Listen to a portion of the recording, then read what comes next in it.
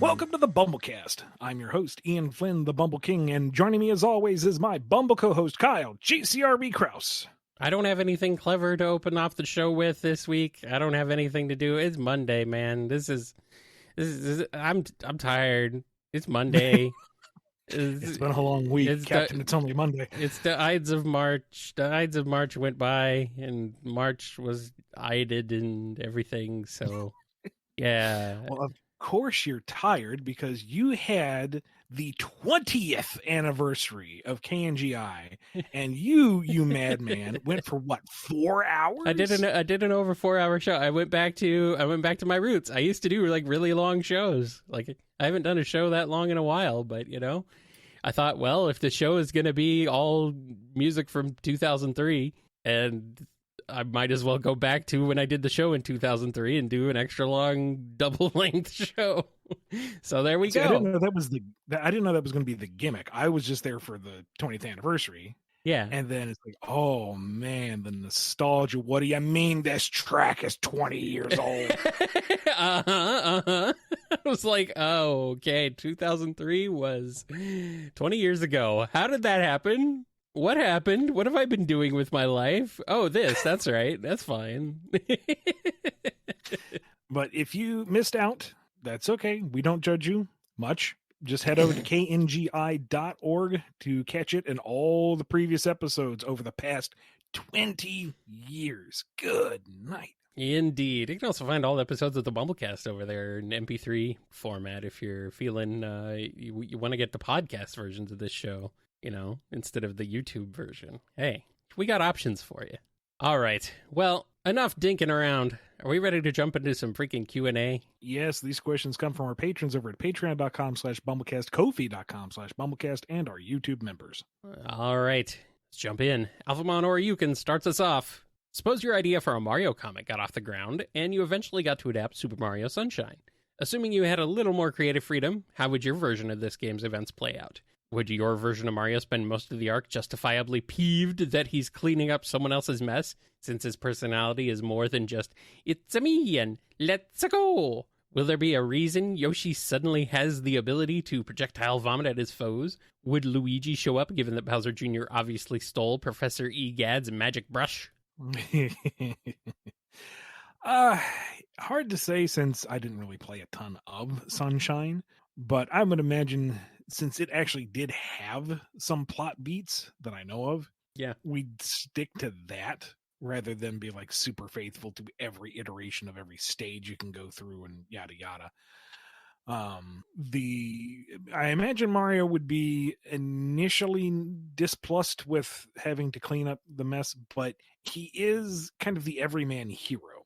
Like from what I remember of Sunshine, he didn't look particularly angry at being falsely accused. He seemed more upset that someone would think that he would do such a thing.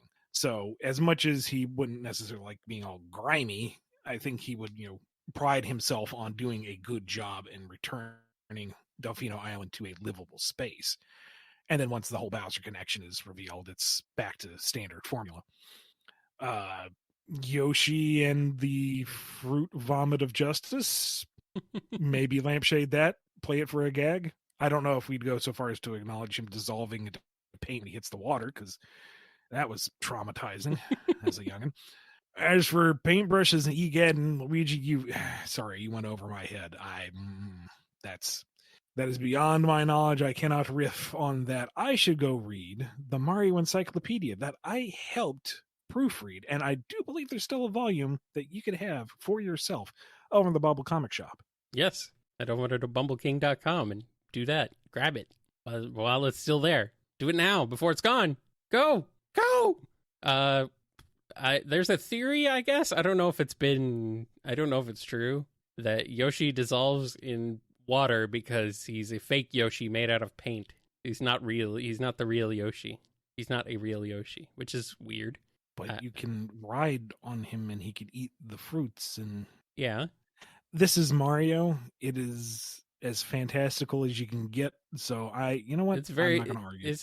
It's very good cloning capabilities. It's amazing. It's amazing. It's like how Super Mario Brothers 3 is nothing but a stage play, or it's an inkling Yoshi. Yeah, that might be it. Yeah, Yoshi's an inkling. I mean, that would make sense. That's why the squids sound like they do. All right, here's a question from Andrew D. If Tails was able to so easily remove Eggman's malicious code from Mecha Sonic and Mecha Knuckles, then why didn't he do the same to Metal Sonic when Tails and Sonic had him captured? They were older models. They were running on older code. Ah, yes. Good I old... really got to flex my wrist first before I hand wave like that. Ah, yes. The old firmware trick. It's old. Don't worry about it. Here's a question from Axis. Hypothetical question time. Let's say Sonic takes Blaze on a date to Twinkle Park. Assuming there are no theme parks in the Soul Dimension, and this is the first time Blaze will be in one, how does the date go? How does Blaze react to a place like Twinkle Park and to dating customs? Feel free to add any characters to inject some Sonic Boom humor to your answer. I think you have enough material just with the basic premise, because the official word is Blaze's world is not as technologically advanced as Sonic's. Mm-hmm. So while I imagine there would be fairs and festivities on the Soul Planet, they wouldn't have stuff as grand or nuts as what Twinkle Park, yet no roller coasters. So, Sonic says, hey, you want to go hang out at the park? And she'd be like, yes, that would be lovely. We'll listen to a live band and perhaps feed some flickies. And why is it so loud? What's with all the lights? Why are there castles? Who rules here? It's just for show. Sonic's like, hey, let's get on the roller coaster. And if it goes too slow, we'll hop out and run along the tracks. And she's like, I'm not really big on heights. Can we not? And being a person of such status, I would imagine any attempts to woo her, she would be used to, formal declarations and, designated meetings and fine dining and, all the other hoops you have to jump through to maintain the courtesies of the court. And Sonic is like offering her cotton candy while he still has a mouthful of chili dog. And it's like, well, this is pedestrian, but it's nice. I think it would be mostly just culture shock humor as Blaze gets used to something that is completely outside of her comfort zone, which she doesn't usually deal with particularly well. But Sonic is so easygoing that she knows that there are no expectations to meet. They're just they enjoy each other's company, and that kind of helps her get over the noise that is an amusement park. Well, I mean, she would have been exposed to an amusement park before. I mean, in Sonic Rush, there's a whole level called Night Carnival. This is true. Yeah, so it's not like it's but she totally was also new thing to her, but... Different context, though. She was actively fighting her way through Eggman-occupied territory, and given how he builds things, it'd be kind of par for the course for her. It's like, wait, this isn't an Eggman base? People actually do this kind of thing for fun. Yeah, I know, it kind of skews the whole thing. Popcorn? Yeah. Yeah. And Blaze would be like, what is a corn dog? Why are your dogs made of corn? And Sonic just grins. I can show you the world. Oh, no. Shining, shimmering, breaded. Tell me, princess, but when did you last eat one of these things? Never. I just imagine Sonic starts dancing like the Six Flags guy from the old Six Flags commercials.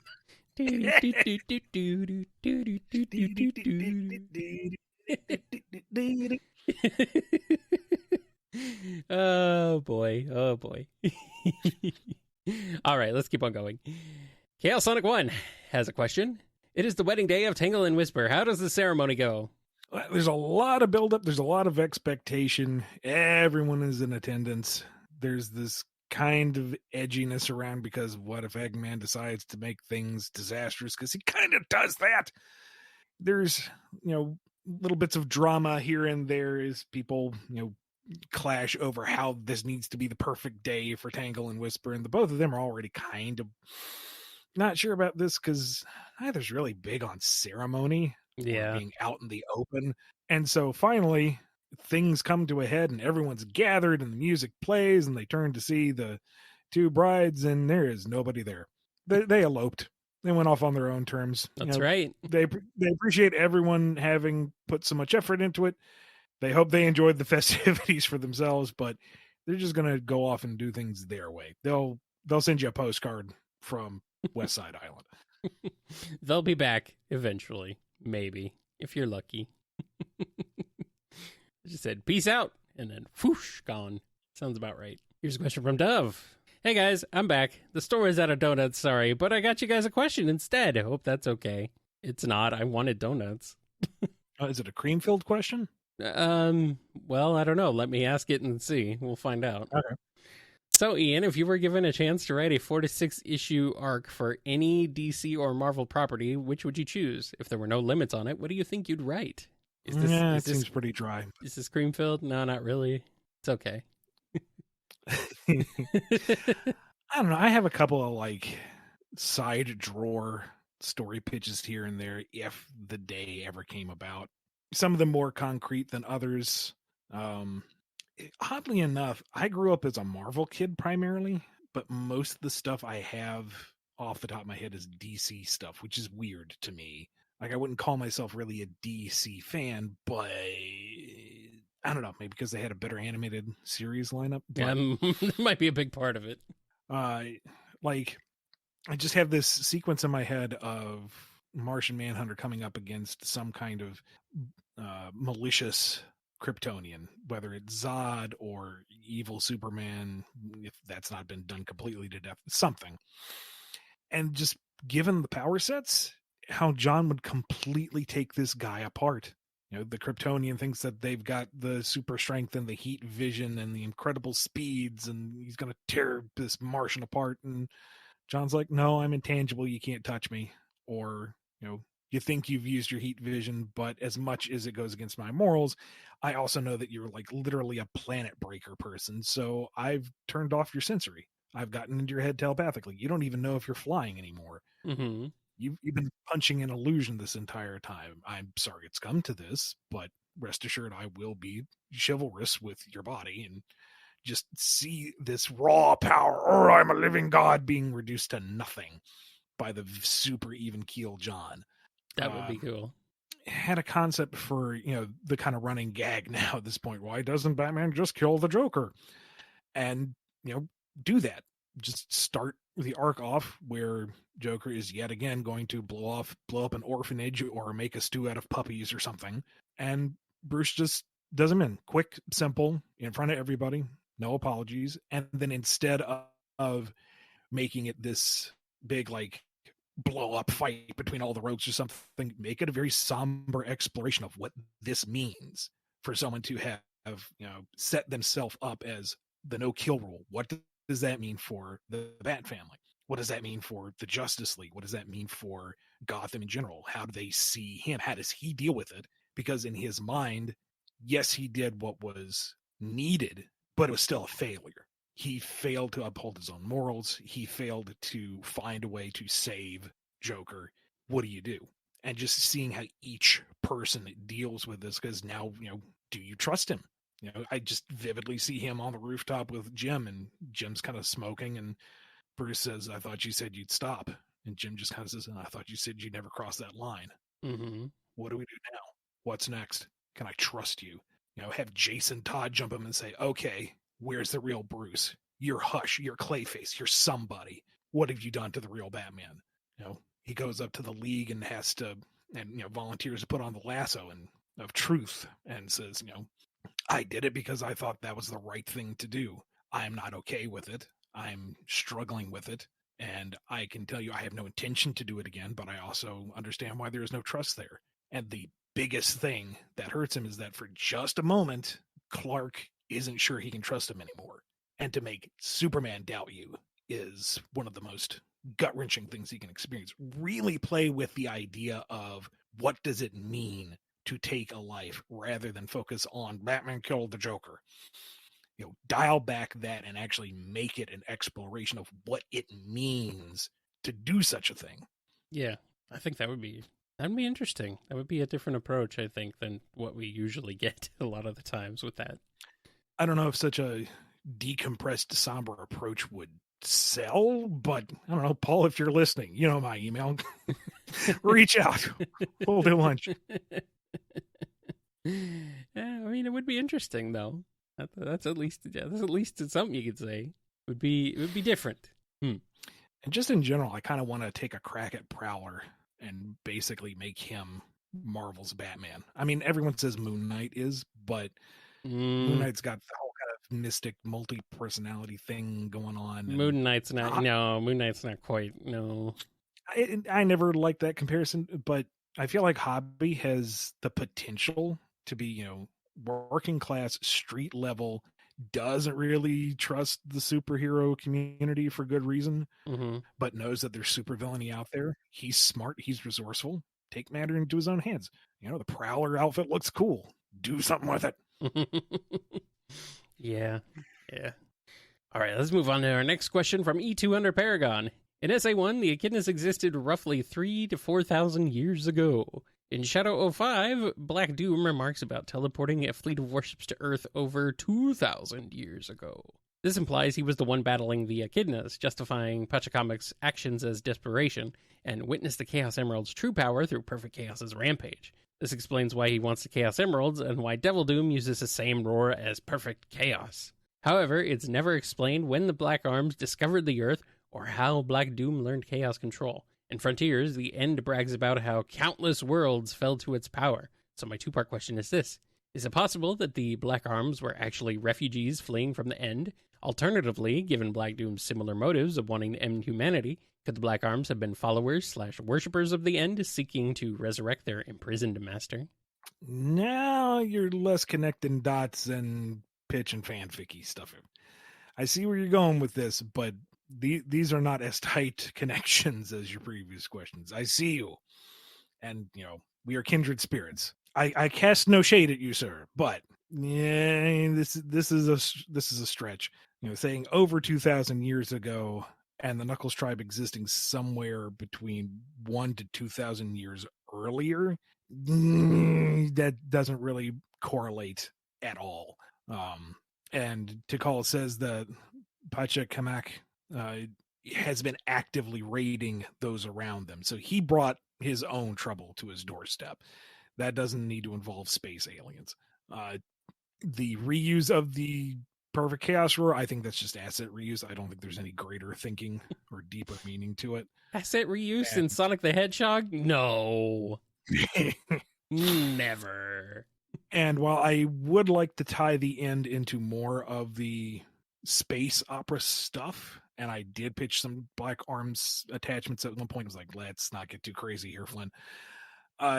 That's very much conjecture. That's fan theory type stuff. There's nothing really to back it up. There are no concrete threads to link any of those individual ideas. Is it hard to make those connections and make them seem plausible? No, not at all. But you have to bring a lot to the table to make those correlations. They're very sweeping ideas here. So not so much any of those, no. Also, another matter is the Black Comet comes by Earth every 50 years. So, you know, it doesn't matter that Black Doom established his fleet there 2,000 years ago. They've been visiting fairly frequently. And why they haven't done anything more between now and then, I don't know. Maybe the other worlds that they come by are more ripe for cultivation, and now Earth was ready for conquest. I don't know. It's not really specified. Maybe it's because Shadow was awake. Up, Shadow's up. Time to invade. Wake up, son. It's time for school. Something like that. Apparently, the game said that the comet couldn't pierce the atmosphere without the emeralds. I guess they needed to manage to put entire flying fortresses and bury them. Yeah, I don't know, man. That game is a game. That's for sure. Who cares about piercing the atmosphere? He had portals dropping armies onto the surface. That game was, in fact, a video game. You could, in fact, use a controller to control what was on the screen. That is, in fact, a video game. All right, we got a question from Happy Times. Adventures of Sonic's Robotnik dabbles in software and ends up creating his own world's version of Sage. What's she like? How does she adapt to the wacky world of adventures? And what are her thoughts of these versions of her father, brothers, and Sonic and Tails, and vice versa? If we're going to be true to the period, she would be the hyper obnoxious, bratty, spoiled little girl. That's kind of what I figured, yeah. Adventures of Robotnik would fawn over her and be the obnoxiously attentive father figure. I imagine Scratch and Grounder would be tripping over themselves to appease their little sister until she pissed them off, and then they would, find ways to like shove her in the closet or something, only for that to inevitably backfire and get them into trouble. Coconuts, I could see not liking her from the get-go. Coconuts wouldn't. Coconuts doesn't like anybody, to be fair. Yeah, so that shared on your sleeve animosity would lead to hijinks. Mm-hmm. And through the course of like one adventure, she would go from hating Sonic and Tails to getting along with them, like maybe finding them fun to play with.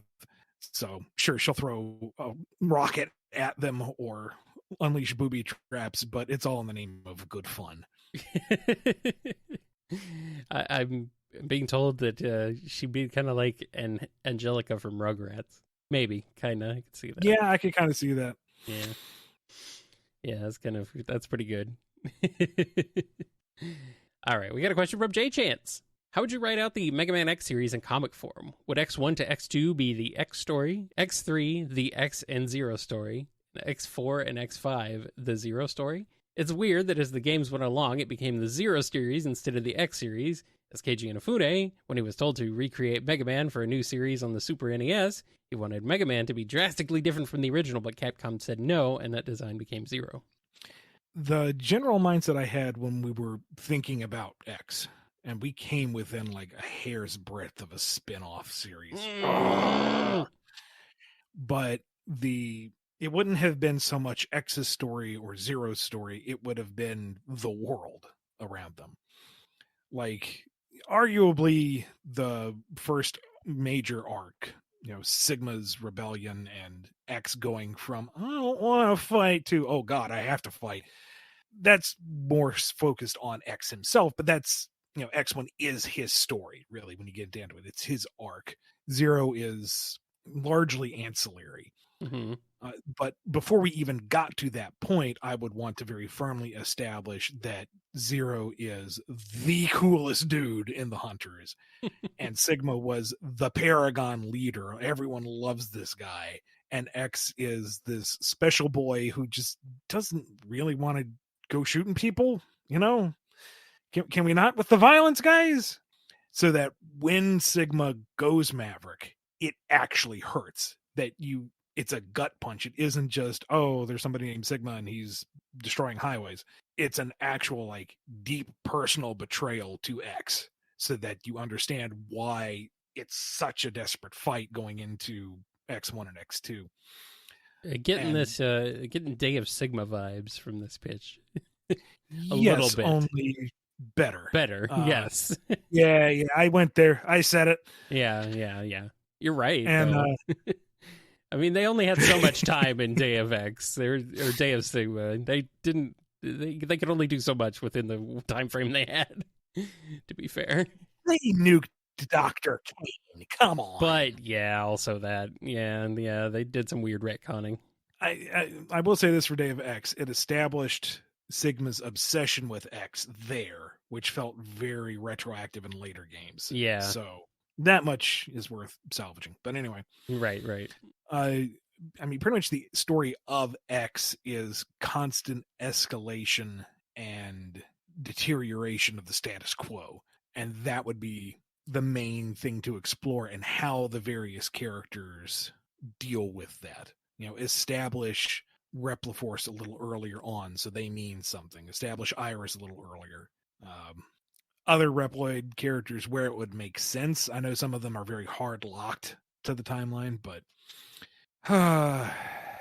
sadly, we never got that far. Well, maybe eventually, someday. Fingers crossed. Jolene B has a question. You've been very clear that you think Sonic is and should remain an all-ages property. I agree. That said, would you be interested in writing for a more adult-targeted property or creating an original story aimed above a PG-13 audience? Oh, sure. As a matter of fact, Jonathan Griffiths and I were working on just such a thing before we switched gears to Claus McGee. And it was mostly because the premise was fine, but the story needed a lot more work. And then Claus came along and that fell into place much better. And other circumstances that made us just focus on that and get it out the door. But there is like a little cameo of the other project's main character in one of the pages of Claus McGee, which I didn't have it in there. He just added it in there for fun because Griffith is a Chad. But once I figure that out, I'd like to go and revisit that. And, I have a pitch for like a standalone horror story. I am perfectly fine with doing more adult content. It's just it hasn't really come around for me in my career. But I mean, you saw what I did with Metal Virus. Imagine what I would do if I took the kid gloves off. With a real pandemic, a real zombie outbreak. Oh boy. Not even necessarily a zombie story, just, what happens when there can be greater consequences. True. Frightening. I'm scared. Probably should be. Keeper of Monsters has a question. Aside from the ones who've gotten actual character development and thus an inherent advantage, i.e. Metal and Mecha Mark II, what are you guys' favorite robotic copies in the series? What do you think, Ian? I mean, Metal Knuckles has always been cool. Just because he is Metal Knuckles. Yeah, I mean, those big bladed fists are just so freaking boss. Mm-hmm. Metal Sonic Kai is really freaking cool. It's strange, but, to go from very sleek and minimalistic Metal Sonic to gigantic goblin-faced Sentinel monster is like, wow, okay. But really, Mecha Mark II is just so freaking cool. Yeah, and it wasn't until recently that he got any sort of character development, to be fair. Yeah, but I mean, just the whole, hunting you throughout Sky Sanctuary using classic. The fact that he uses Eggmobile tech, is already kind of weird. It's like, wait, a badnik using vehicles and weapons, and then you'd bust all those, and he's like, "All right, fine, take you one-on-one." He looks so cool, and then you beat him up, and he's like, "All right, nah, I'm back. I'm gonna go after the Master Emerald this time," and goes freaking super as Angel Island teeters in the background. Nah, Mecha Mark II. Ooh, that is a hard act to beat. Yeah. You know what though? I'm gonna give a shout out to my boy Mecha Sonic Mark 1. Good old Silver Sonic, Robo Sonic, whatever you want to call him. Mm-hmm. I mean, for a lot of people, for me, he was like the first Metal Sonic we ever saw. Like I never even thought about like a Metal Sonic clone or Metal Sonic sort of robot version of him. I don't know, it's like that came out and I'm like, ooh, boy. It's kind of intimidating too, because you can't normally jump on him except for specific times, because he's got that sawing spike blade thing going on the back of his head, and it's kind of like just crazy. Also, the fact that you're fighting him with no rings, he's just like a freaking monster, and you're like, you have there's no room for error, basically. You just, and the fact that there's like a delay where he mimics Sonic's abilities, where he kind of has to get in position and then launches. It gives us this eerie sense of emulation. It's not quite right. It's not Metal Sonic, who is just the copy. It's, I am going to attempt to copy this, and it just gives it this uncanny valley feel to it. Yeah, and that metallic grinding buzzsaw noise that he makes whenever he's doing that. That's like, man, that really is intimidating. I mean, he's no. he's a very he's not a very smart Metal Sonic, but he's kind of cool. He's pretty intimidating, and he was the first. So you know what? I'm gonna give it to him. Like, was he even actually like a robot being with sentience or ability to move around himself? Because Eggman was there watching through the window. I assume Eggman was kind of controlling him. That was my thought at the time. I don't know if that was... Yeah, I thought that too. I think it's open to interpretation. It could be that just Eggman is watching. Like... Yeah. Well, I mean, he likes to do that. Yeah. He's a weird creeper that way. But if he's actually controlling him, that makes it a little bit more. It's a little less intimidating than it's like, oh. Well, at least your next incarnation of Mecha Sonic was able to function on its own. All right, we got one last question before we take a break from Moreless. You've said before that Amy is a strong all-arounder type, i.e. that she's not the fastest, but faster than most, and not the strongest, but stronger than most. Would you say that in comparison to the other core four, i.e. Tails, Sonic, Tails, Knuckles, and Amy herself, that Amy would basically come in second in every category that the other three specialize in? As in, she's the second fastest, on the ground at least, the physically second strongest, and the second smartest? I don't want to pigeonhole her with like direct tiers and comparisons. Yeah. This feels like you're treading on eggshells here. And it's like we really want to really piss off some Amy fans today. Not really. And no. Even if I just said yes, and that means she's like above 99% of everyone else on the planet. Yeah, it still feels like a backhanded compliment. Mm-hmm. So rather than, do a straight 1-to-1 comparison between her and the boys, I think it's just, she has a just generally excellent all-around skill set. Ah, yes. Good old power scaling questions. Those go well. Oh, well. Argue about it down in the comments below because, you might as well. And then while you guys do that, we'll take a break. We're going to go for a bit. You guys have fun, and we'll come back with more BumbleKast.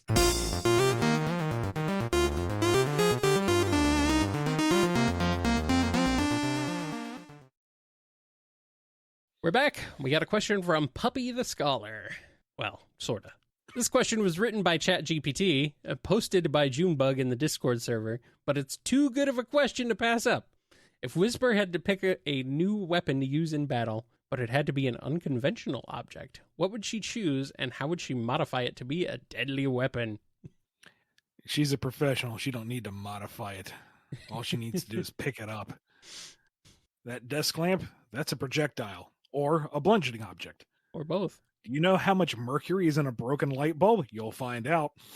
When you're inhaling it. A shovel? A frying pan? It don't matter. They're all deadly objects. A pencil? That's definitely a deadly object. And shovel's just a slightly shorter lance, man. It's got a blunt, hard side, and it's got a stabby side. Pretty much. And once she's done, she can bury what's left. She'll kill you with a rubber band. How? Well, this is a family show. We can't specify. Pretty much. Yeah. She's a pro. She knows what's up. She doesn't even need a weapon. She could just use her bare hands. Well, her wolf hands. She's not a bear. She's a wolf. But you know what I mean. All right. Here's one from Reckons. Which Sonic characters would fall for Updog? My money's on Silver for sure. And what would their reactions be thereof? Bonus question, would Shadow fall for Updog, and how badly would Rouge start laughing if so? Oh, yeah, you're right. Silver definitely would fall for it. And it would take him a minute to get the explanation, and then he'd find it funny. You got him. He's going to try it on somebody else. Yep. And he can't. You can't. No one ever goes for it. Knuckles falls for it and never gets it. Like, he's still trying to figure out what the joke is there. He keeps falling for it. Yeah. Constantly. Never. And it's not, eventually it's not even funny because he's not reacting. It's just like, it's how he starts greeting people, and it's like, you ruined it. He starts greeting people with, what is Updog? Do you know what Updog is? Shadow I haven't falls figured for it, it he out. doesn't care. You say Shadow doesn't care? Storm would fall for it, absolutely. I don't think you can really tell if Big falls for it. It's kind of an enigma because it seems like he does, but he also doesn't react in a way that suggests that he has or hasn't fallen for it. He just kind of keeps doing his thing, and now you feel like an idiot. It's weird. Yeah. I don't know, man. We have to install the appropriate CDs, I guess, to figure it out. I ain't falling for that one. Oh man. Rough and tumble, fall for it, and then get in a fight over what is up, dog. What is up, dog? Who's the dog? Oh man, it's funny. Would Tangle fall for it, or would she be the one? I think she'd be the one doing it. Yeah. She'd do it to Whisper. Tangle started it. There we go.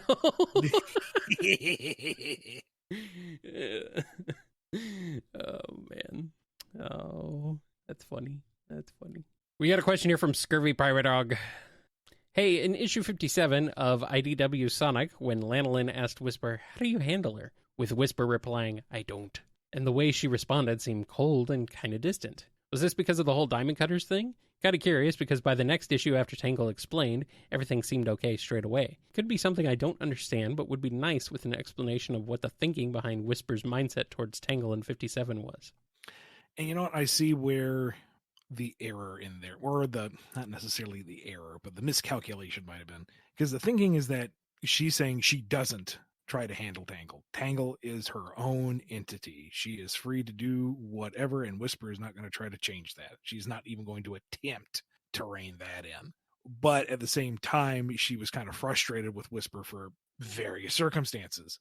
But when you put those two ideas together in that single panel, it looks like she's being kind of miffed when she says, I don't. And I feel like I was kind of iffy on that. The script phase and thought, it'll work out. And your confusion tells me that probably should have been broken up into two separate panels or staged a little differently. Yeah. Well, I mean, as long as they're on good terms now, I guess it's okay. Yeah, that was absolutely not something I wanted to drag out for the drama. It was a bump in the road, and they got over it because they're mature individuals. Well, Tangle can be a mature individual, and they move on. Whisper will remember that. Pops up in the corner. Oh no! Oh no! Please don't dredge that up later as something she can throw back at Tangle when they get into some sort of other fight later on down the road. Hey. That is not my intention. No, please don't do that. All right, here's one from Sheen. I'm a newish Sonic fan to the Sonic franchise, and during my playthrough of the mainline games, I played and thoroughly enjoyed Sonic 06. See, this surprises me, including its plot. I appreciated Ian's nod to the game in the IDW comics, the nod being Metal Sonic telling Sonic to tell me or fall, to which Sonic responds with, I never fear the fall, a clear reference to his world. My question is, do you, Ian, personally like the story of 06 and its attempt to be a more serious story with a realistic setting? I've had many discussions regarding the plot and have heard very different opinions, and was wondering what you thought about it. It has its moments, and I feel like some of them could have been even stronger with different voice direction. Mm-hmm. But overall, I feel like it is too ambitious and too loosely constructed. Now, part of this is the game wasn't finished. Including clearly. The story, yes. Yeah. So some of the jank comes from that. But tackling a time travel story is always, I feel like, a fool's errand unless that is the central motivator for your narrative. Like Back to the Future, that's a time travel story. Everything else is window dressing. Mm-hmm. Terminator, that's a time travel story. Everything else is built around it. Sonic is not a time travel story. It has had time travel elements here and there, but, very minor self-contained, past, future signs that spin around. 06, I feel like bit off way more than it could chew. I would really, if it were to be revisited, I would want it to be heavily edited and remastered. Like at that point, just remake a new game, Mm-hmm. I'm not going to go into a full dissection of the plot line because I am a little rusty on it, to be honest, but I'm not, it is not my favoritist story. It does have its high moments, to be sure, but not my favorite. Yeah, it's definitely rough. I feel like it's in the same vein, though, as the games that came before it, at least SA1 and SA2 and Shadow in terms of it being a more quote unquote realistic and serious story. It's kind of in that same vein. I mean, we're discounting Sonic Heroes with this because obviously its story is kind of a throwaway thing. But the rest are like, they're taken a bit more seriously. This seems like they were attempting to make it sort of the culmination, I feel like, of that sort of storytelling. But from what I remember, but it didn't quite work out because obviously the game wasn't finished. So yeah. I mean, from what I remember, it was being touted as kind of like a new beginning for the franchise. Yeah, but even then, would be the new cornerstone, and yeah, but even then, it didn't really feel like it. Like the story wise, like it didn't really feel like that's what they were going for to me. Like having Shadow there, like I mean, other things. It's not like it was like a pure. It felt like at best maybe a soft reboot. But yeah, that's what I'm thinking. That was. I can't say for certain, but I think that's what they were going for. This would be the new style. This would be the new tone. This would be the new art direction. Yeah. But even then, it's in the same vein as the games that came before it, the other 3D games that came before it. So it's kind of like, I don't know. Feels like that's something they just kind of said. Like maybe that wasn't the intention to do it first, and then it was something they said because they're like, oh, all right. It's maybe 20 years. 20 years, we're going to start fresh and new. I mean, the marketing message was not consistent across regions either. So no. I should say 15 years. God, was it 15 years? Was that the 15-year anniversary? Was that what it was supposed to be for 06? Yeah, I guess so. Let's not acknowledge that. No. It's okay. We don't talk about the 15s. We don't acknowledge how old we are now. Too late. All right, we got a question here from Sonic Badge. Though it's a long shot, we'll see Archie Freedom Fighters again. Do you think it's possible to ever see that old school gag making, fourth wall breaking, Silver Age power ass pulling writing / art style again? Maybe in a one shot? I think it'd be a big shot. No, I don't foresee that ever coming back into the fray. Not for Sonic. No, probably not. Might be fun to see again one day, but I kind of doubt it, sadly. Sunblister16 has a question. How would a crossover with Sonic and Lego Monkey Kid go? Would Sonic and Go be completely out of their depth fighting the Demon Bull King alongside MK, considering the power specs of LMK match that of Journey to the West characters? By the way, please watch Lego Monkey Kid if you can. It's one of the best pieces of animated media I've seen. I was hooked less than 10 minutes into episode 0. I suggest everyone listening give it a watch as well if they haven't already. I have not.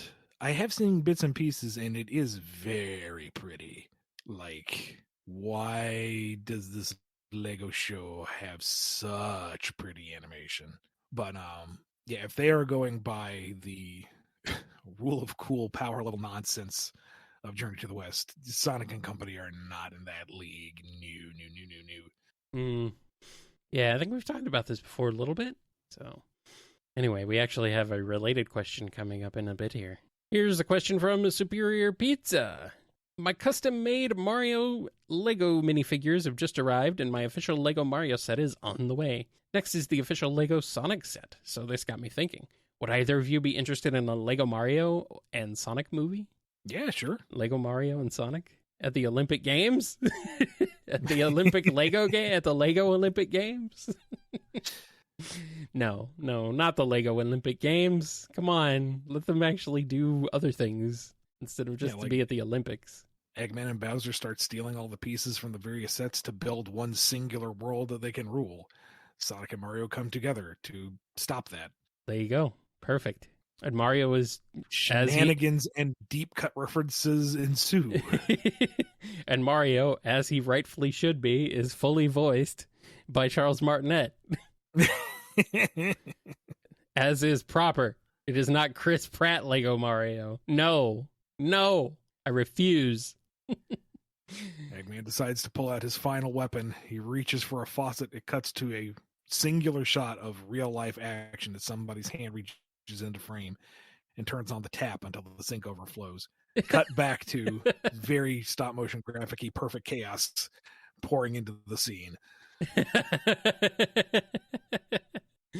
Yeah, that would be pretty. That'd be pretty sweet. Oh, wow. I like it. All right, here's one from the internet person. So you've said recently City Escape takes place in Westopolis, but from previous info, they've said it's Central City. The game also refers to the city level as the capital, and in Shadow, the capital of the United Federation wasn't Westopolis, it was Central City. Is this a mistake or a retcon? Little column A, little column B. Uh-oh, did you make the mistake? No, I think it's inconsistency over the years, and this is what the current standard answer is. Okay, so it's not you making the mistake. I don't think so. Okay, because people were really confused about this. This was the discourse recently. So I guess this is how it is now, and that's where we are. There's an entire committee to review this type of thing. It can be changed if I am wrong. Ultimately, it's not that big of a deal. It's just the city. You're escaping from the city. Which city is it? Yes, it's the city. Here's one from Might of Gabura. The term zone in Sonic is used to usually refer to things like stages, realities, dimensions, etc., and are usually interchangeable with them, right? Also, can/does the dimension use the sci-fi definitions as well? Insights?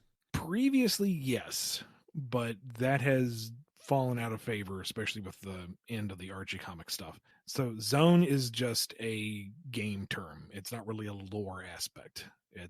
Now that is synonymous with stages. I mean, didn't they call it stages in CD instead of zones? No, pretty sure. No? Did they call it levels? I know they called it something different in CD. Let me see. It was weird. I'll see if I can figure it out. But anyway. But beyond that, yeah, that's just gameplay terminology. And then realities and dimensions and stuff, that's more of your round. That's what they called it. Round. Rounds, okay. Yeah. I knew it was something weird. Yeah, it is weird. But the title cards, or the zone title cards, when they come in, they still say zone. Huh. Yeah. So it's not acts, it's rounds. I guess. Okay. I mean, whatever. It's words for the same thing. Yeah. That's ultimately the point. Now, in terms of how dimensions are used, I know we've covered this with Yugabora. It's basically the sci-fi definition of dimensions. Yeah, that makes enough sense, I suppose.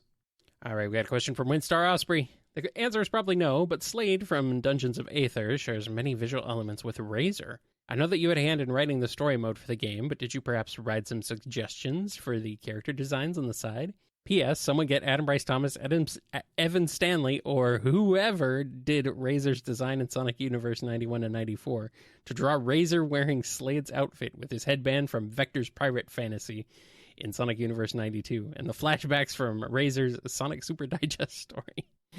Well, Razor the Shark. No, I had no hand in Slade's design. In fact, his characterization was largely informed by the completed design. Mm-hmm. They showed me Slade and it's like, this is the guy. Here's what we're generally thinking with him. I'm like, oh, okay. I see that seaman swagger. Yeah, I gotcha. Right. Okay. I know how to write this guy. As for Razor, he was designed by Aaliyah Baker, and I don't know when she'll have time, but I did pass along your thoughts. So we'll see if anything comes of it. He said pirate swagger, guys. I don't know what you thought he said, but he said pirates. Oh, for pity's sake. SEAMAN. This is not BumbleKast After Dark. Calm down. Oh. Okay. All right. Oh, no. Yet. I'm being asked, can it be? No. Not right now. Maybe later maybe after it's We're dark. not shivering those timbers. It's not time to go below deck. You're going to have to go swab your own poop deck. We're not here for that. You can tell we're at the end of the show because this is slowly devolving into madness. Oh well. Speaking of madness, here's a question from Noni to end us off. I'll be honest, I stole this from a list of ChatGPT generated questions, but I need to know. Well, that's 2 this episode. Would you rather fight 100 duck-sized Shadow the Hedgehogs or 1 Shadow the Hedgehog-sized duck? Well, both are going to be a bad time. Well, see, Shadow the Hedgehog-sized duck is at least going to be smaller than a horse-sized duck. So yeah, but ducks are mean. Yeah, so are shadows. I mean, you're talking about something that's slightly larger than a swan, and swans will kick your ass. Okay, so Yeah. both are bad options. Yeah. I mean, they're not great. Neither one is great. But 100 duck-sized Shadow the Hedgehogs. Ducks aren't exactly small, so a Shadow the Hedgehog-sized duck would be like, what? A third the size of a regular Shadow the Hedgehog. Yeah, it'd be like being pummeled by 100 bowling balls. Tiny Electrically shadows. charged. Yeah, imagine them all like doing chaos control all like at once. 100. The shadow-sized duck is going to beat you upside the head with the wings, then stab you with its beak. You're dead either way. 100 small chaos spears to the face. Like, maybe I'll take the shadow-sized duck because that might be the faster way to go. No, I'll take the shadow-sized duck because that one's going to be easier to put down because there's only one instead of 100 of them. You get one shot, buddy, and if it don't stop it, you're done. That's fine. It's fine. The shadow-sized duck is constantly saying, or not the shadow-sized duck, the duck-sized shadows are constantly saying, Maria, Maria, Maria, Maria, Maria, Maria, Maria. God, that's creepy. 100 shadows saying, I'm the coolest all at the same time. No, thank you. No, thank you. I would rather deal with the duck because a duck is a duck.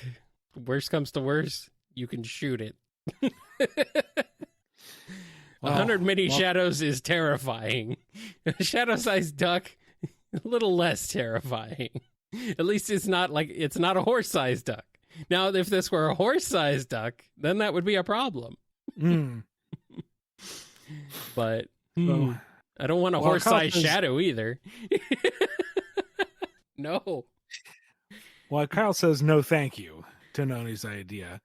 I think it's time we say thank you to all the patrons who make the show possible via patreon.com/BumbleKast, Ko-fi.com/BumbleKast, and our YouTube members. Well, fine if we have to. Big thank you to Daniel H., Jennifer R., James K., John B., Robotnik Home, Sam Cybercat, Samuel P., Torchbound, Mike B., Andrew D., Dave M., Salute Your Cat, J. Frost, Coupling Crew 128, Nani, Do As Diz Den, Hero of Light 13, Professor Scruffy Matt, Chris A., Sony, Trifoch Spiku, John M., Sonic, Scurvy Pirate Hog, Jib, Ben Wolfsbane, Lisa M., Lee H.K., Arc Fighter Chevelle, Keeper of Monsters, Axis, Twilord, Xander Under the Painter, Z Broadcast, Chaos Sonic 1, Starlight Sec, Tick Tick, Jonathan D., The Disgayan, Inc. Thinks the name is X, Cameron H., Solaris S., Nimmer, Godzilla, Nondal, Jolene B., Yuma221, Ava Arctic Dove, Justin Mountain Soul, Justin S., Nova Polyduo, Dabbler the Dalek, Alex GS, Sonic Legacy, Jennifer H., Pedanti Cat, Les, Red the Supernamic, Alphamon or Yukon, Chad, Joshua S., Omegawatt, Jack the Animator, Wildcard 717, Mancher, Jay the Redneck, Of the Stars and Tails, Angela V., Derucival,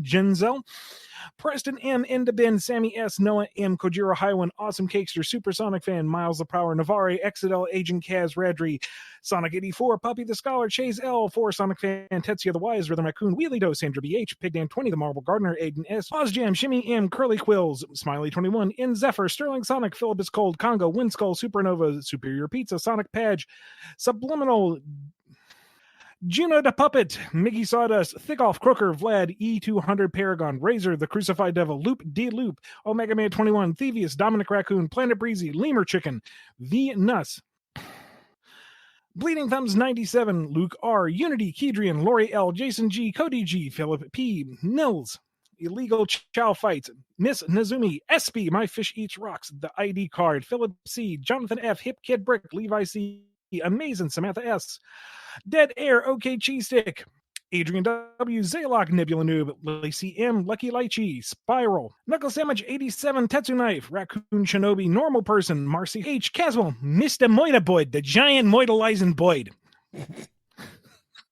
Nope, can't do it. I love it.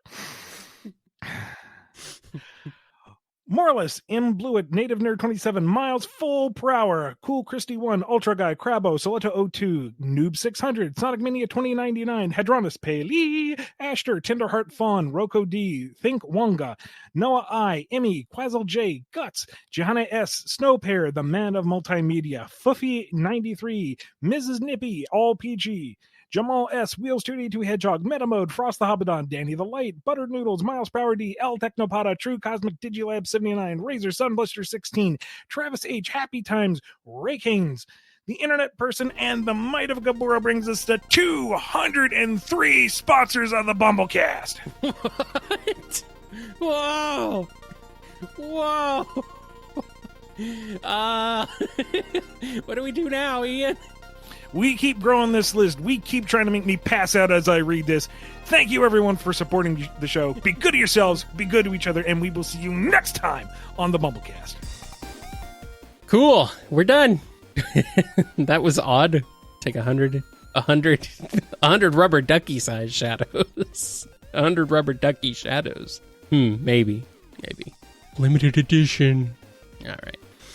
Squeaky control.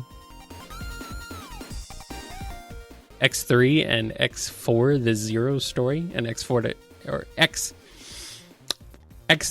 the X and a Zero story. X4 and X5, the Zero story. Did I say that right?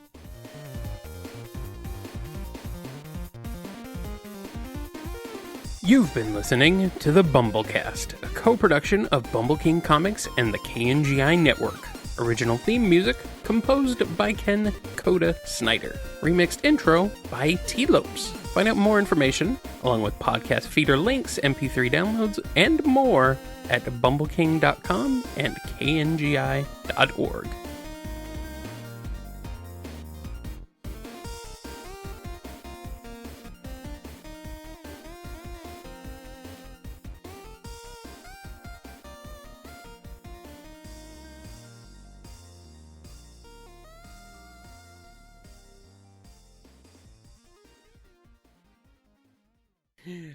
Boy, Moida Boyd. Giant Moida Eyes and Boyd. Did it get changed to that, or did it? Yes, that is how he has said it. Yeah. Thank you, Going through prepping the list, going, oh no, I can't crack up with this. I have to keep rolling, and I get to it, and I was like, nope. Thank you, Moida Boyd. Moida Boyd. Well, it was partially my not fault. The Moidian bird. Not the Moidian bird. The Moideisen. Moideisen bird. Yeah, thank you. Thank you to them. They are a wonderful person. Are they here? Let's see. Is Mr. Murderbird here? No, they are not, sadly. They're not here today. They're not listening right now. Oh, boy.